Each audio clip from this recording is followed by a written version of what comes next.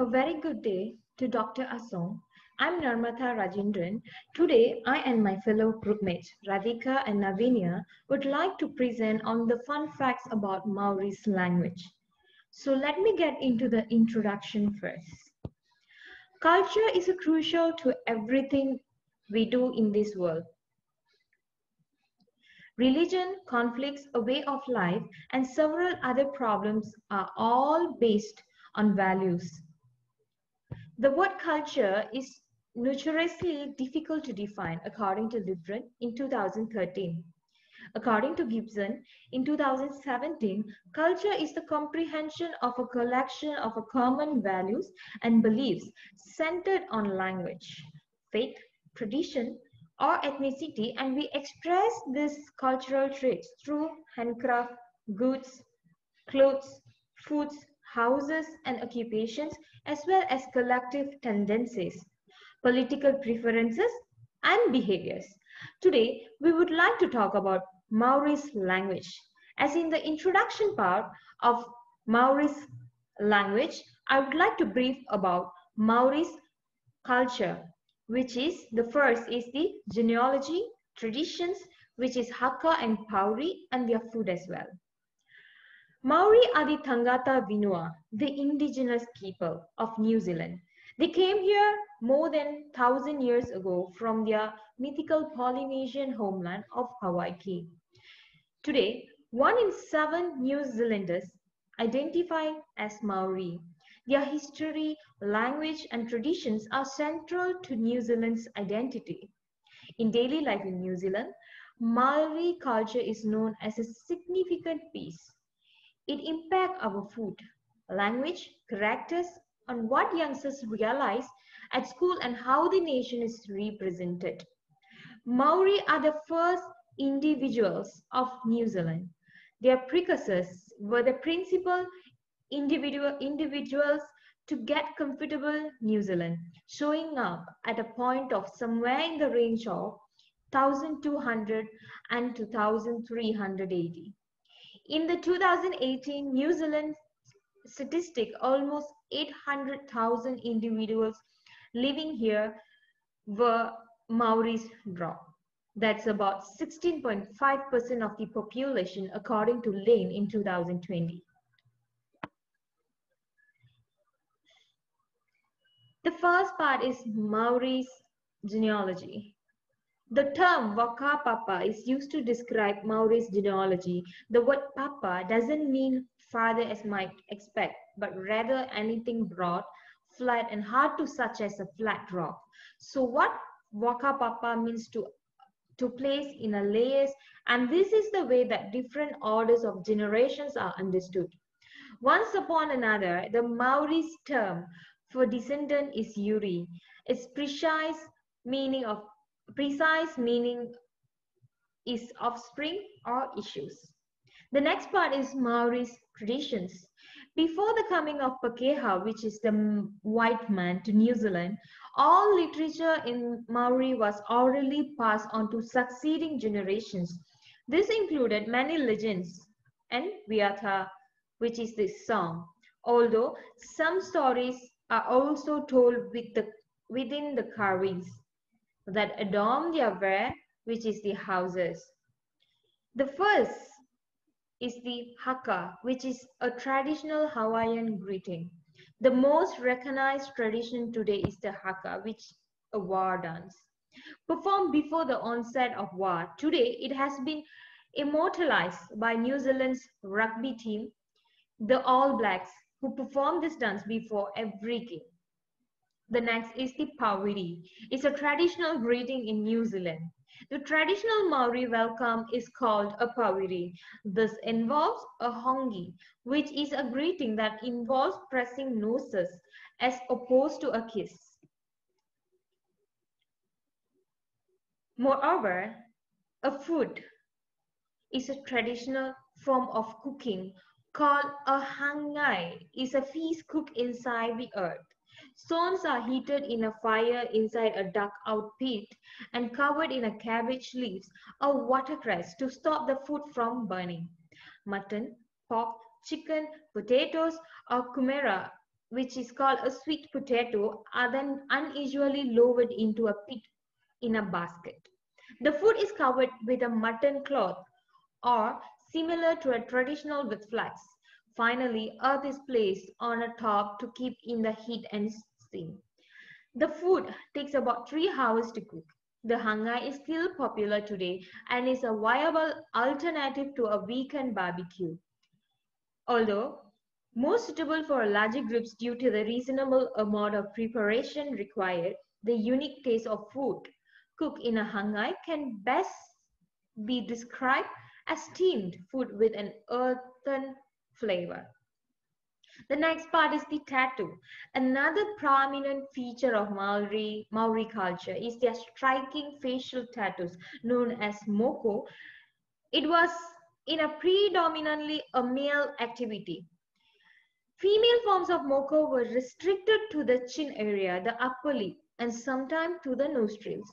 Today, the moko still lives on an increasing number of Maoris' option to receive in an effort to connect deeper with their cultural identity and preservation of their culture within a multicultural Western country.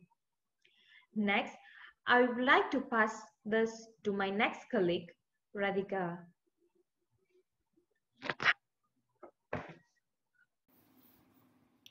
Good afternoon, Dr. Asong. I'm Radhika, and I'll be presenting on the fun facts of Maori language. So I would say that we choose to concentrate on Maori language rather than our own culture is because our own culture would be Malaysian culture because it was exciting to learn new language. After all, learning about a new country, learning about its culture is the ideal way to learn a new language, right? So before that, I would just like to brief that why I and my groupmate have really chosen language as the main element. It's because the relationship between language and culture has a very long and symbiotic history. We use language to express a culture. Learning a second language is actually known as a conscious and reasoned thought process involving the deliberate use of learning techniques. So it goes with according to a cognitive theory of learning. Learning techniques are actually very unique of processing knowledge in order to improve understanding, learning, and retention. To explain this language element, we have actually used Albert Bandura's social cognitive theory. So this theory actually proposes that learning takes place in a social context with a complex and reciprocal relationship between the individual, their environment, and their actions. So we focused on the fun facts for this presentation because those fun facts will emphasize all the significant information that we should know and that we have learned. So the first fun fact would be Maori language, which is trio, is known as the official language. So the efforts to make trio as a significant aspects were paid off by making it as an official language. Trio was actually recognized in 1987 after attempts to establish it as a significant aspect of the island's culture intensified in 1985. So New Zealand's Sign Language is the country's third and final official language. Let's get into the next fun fact, which would be Maori is known as one line but has many dialects. So for the past 200 years, Maori's societies, which is known as a trio in Maori, have seen their language going through important evolutions. It's actually a direct offshoot of Tahiti, branch of the Eastern Polynesian languages, but since many immigrants traveled to New Zealand from many different Polynesian islands, many dialects as well have been developed. So the next fun fact would be no written language. Previously, there was no written language. Before Europeans started to colonize this island, trio was actually passed down and taught verbally only. For example, by stories depicted through symbols like dance, carvings, or knots. So in 1814, efforts was actually taken to write down the language, and the efforts continued by teaching each other how to read and write. So by using leaves, they used woods, even they used animal skins. So to go to the next fun fact, it would be Trio is known as phonetic language. So Trio is actually spoken exactly as it's spelled. Unlike English or other language, include my own culture, which is Tamil language. As it says, practice makes it perfect. Words and phrases can be pronounced and spoken if we keep practicing it. Example of words that I've learned is kia ora, which means hello, and kapai, which means good. The next fun fact would be Maori language encapsulates entire concepts into a single word. For example, manakitanga, which means respect for host and mindoro guest, but also to entertain. Or taiho, which means to wait, to allow maturation of plants. So let's get into the next fun fact, which would be Maori language pronunciation, which is it takes some time to get used to the Maori language pronunciation. There are few different pronunciation techniques from the English language. For example, the letter A is pronounced as in fa, or I as fi, or U as su. So the next fun fact would be Tirio revival, which is when people were pushed from countryside to cities, people began to learn English for professional and personal advancement. And the indigenous culture took a hit. However, many people began to reassert their Maori identity and emphasize on language was integral to that process. Because of that, people started a Maori language day so that they remember their own culture and started to teach students at very young age. That's really important to teach students or children from a very young age so that we will learn about the language. It goes same to our own culture language. The final fun fact is the macron. The macron changes an entire meaning. The little line above vowels changes the pronunciation to a long sound. It also changes the word's meaning in Trio. Some words that are spelled same have different meaning.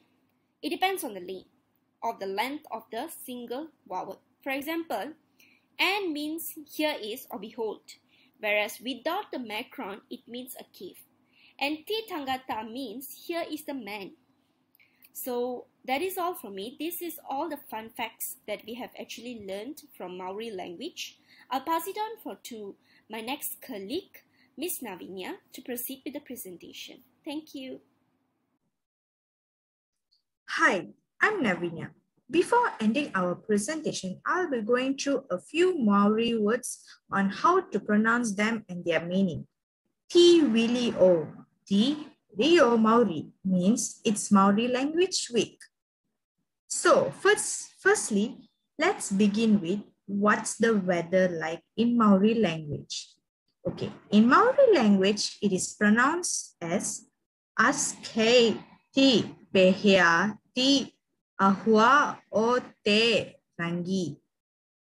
And you can reply in Maori by saying that He Hawawa Tene Ra, which means it is rainy, or He Vera Tene Ra, which means it's hot. Next, how do you pronounce learn, listen, sing, read, write, and speak in Maori language? Okay, let me teach you guys. Ako means learn. Wah karongo means listen. Wayata means sing. Panui means read. Tuhi means write. And koreru means speak. These are some examples on how to pronounce in Maori language and their meanings. Furthermore, throughout this journey in learning the Maori language, my teammates and I find that Maori language and culture as well can be a guide and lesson on how to appreciate our native language and culture. Maori attitudes towards the Maori language have remained very positive, while there have been significant gains in non-Maori attitudes towards the Maori language.